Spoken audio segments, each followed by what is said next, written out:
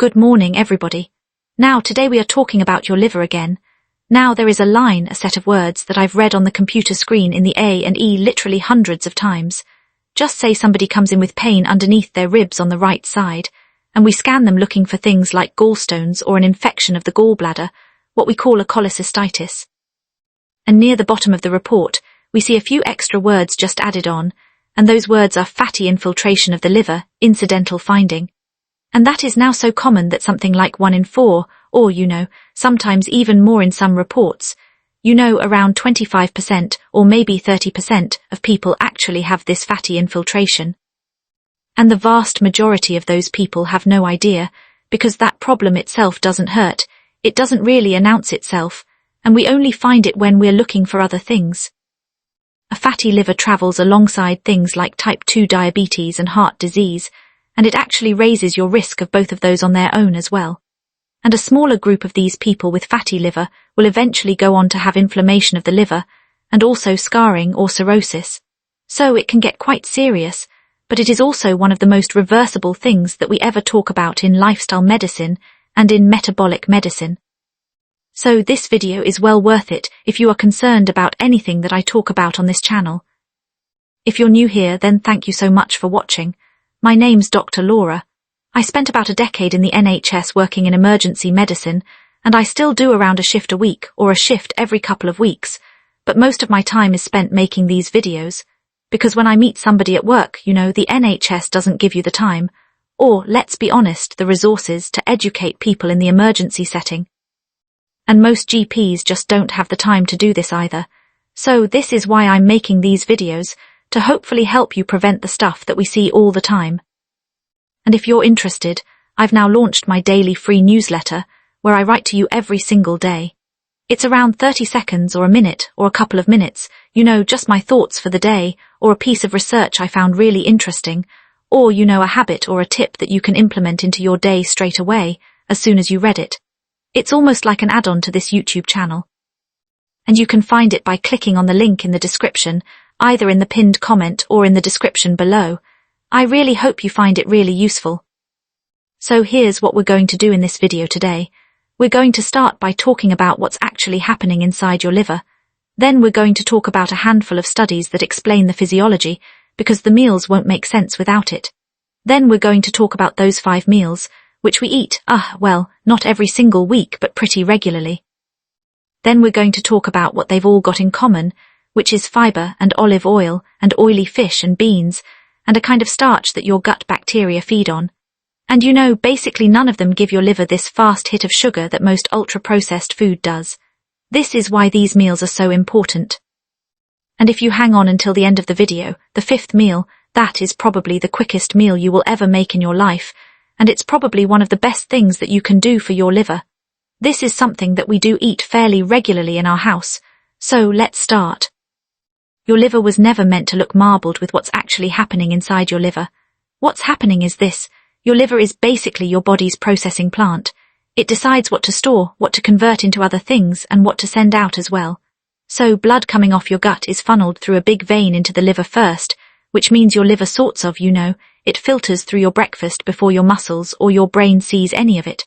All of that goes through your liver first.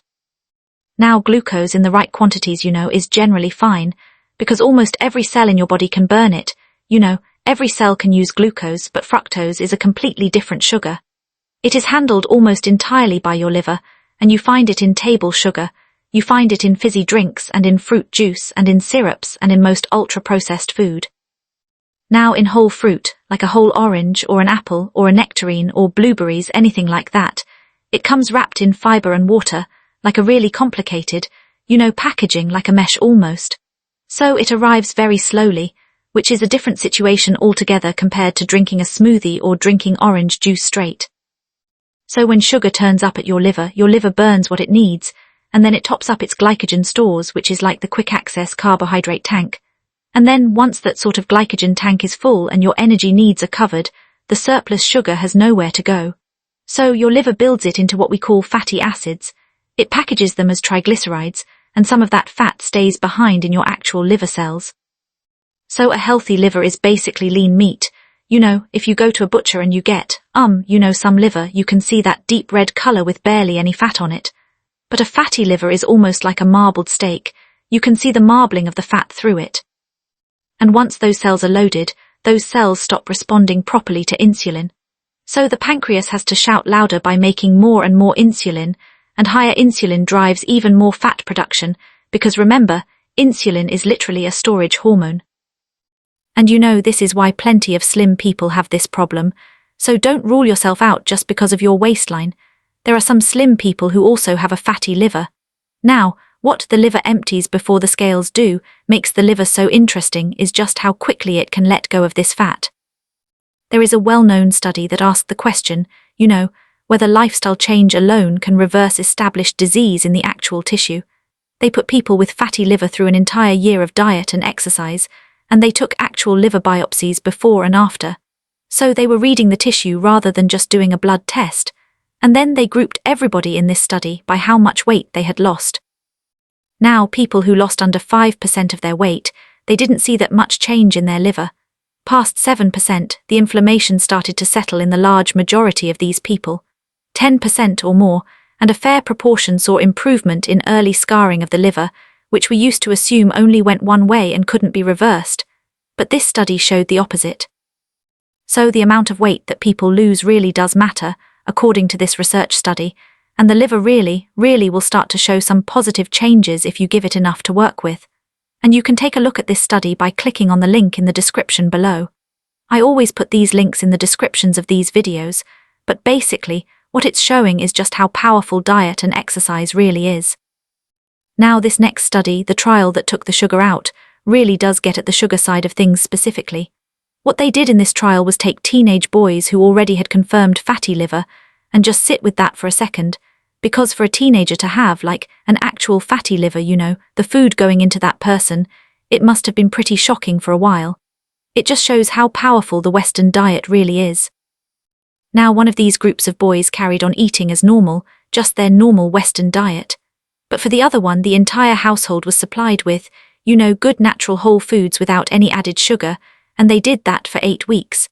And the amount of liver fat was measured on an MRI scan, and in the low sugar group it fell from about a quarter of the liver to around a sixth, so a third of it gone in just a couple of months.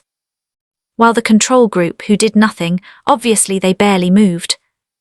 Which brings me on to the study, the one about starch your gut bacteria eat, that a lot of you have been asking about after one of my recent videos about resistant starch. So normal starch is a long chain of glucose that your enzymes in your body chop up in the small intestine, and then that glucose gets absorbed. Resistant starch is a bit different. Resistant starch literally resists those enzymes. So it travels to your colon intact in a big long chain, and it feeds the bacteria living in your gut, who ferment it into short-chain fatty acids like butyrate, and those feed your gut lining and change the signals sort of like reaching your liver. Now you get this resistant starch in beans, and in lentils, oats, and slightly underripe green bananas. And you can actually make more of it by cooking starchy food like potatoes or pasta or rice, and then chilling it. Because as it cools or freezes, because we freeze our bread, the starch recrystallizes into a shape that your enzymes struggle with, and then you can either eat it cold or reheat it, but obviously with rice, make sure you reheat it properly. Now in this trial, adults with fatty liver all got the same dietary advice.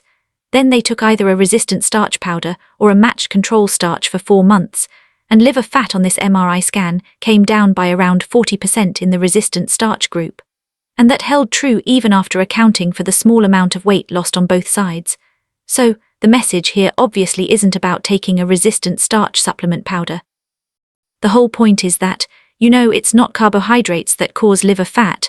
What decides it is the form that the carbohydrate turns up in. And that leads me very nicely onto the 5 meals that I'd recommend you trying this week. So meal number 1 is meal 1, the breakfast I make the night before, the breakfast that we have, I would say, around once a week.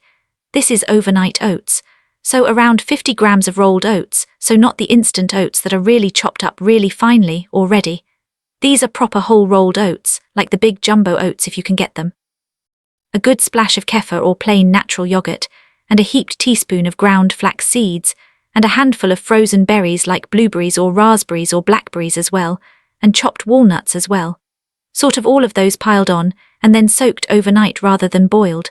And the reason why that's important is the oats hang on to more of their resistant starch. And you're also getting something called beta-glucan, which is the soluble fiber that helps with cholesterol, plus fermented dairy from the kefir, and no added sugar. The only sugar that's in this is just from whole, really good, natural foods. So meal number 2 is meal 2, the one that began as a leftovers problem, something that began as a problem with getting rid of leftovers. This is a cold new potato and mackerel salad, so you want to boil the potatoes the night before, and this is the important bit. You want to let them cool in the fridge overnight, because again, that is when the resistant starch begins to form. And then take them out of the fridge the next day. Dress them with some extra virgin olive oil and some Maldon salt and some pepper, and then you can add some mustard, a bit of lemon, and a bit of chili as well if you like. And then, very simply, just pile on a tin of mackerel or sardines, either in tomato sauce or just in olive oil or some water. And then you can pile on some watercress or rocket leaves and some sliced red onion as well. And like I said with the potatoes, you can either eat those cold or you can reheat them, and the resistant starch really does survive most of that reheating. You know, the fact that you've cooled them once, that is where the power lives. The meal 3, the vat I make on a Sunday, the third one, is a big batch of lentil, black bean and butter bean chili, enough for around 4 dinners. And quite often you can just freeze the rest and just have them as almost like ready meals in the freezer, ready to defrost and go when you're in a bit of a rush. So we use onion and garlic and cumin and smoked paprika as well, and chopped tomatoes, red lentils, 2 tins of beans as well. What else do we use? Extra virgin olive oil throughout all of this.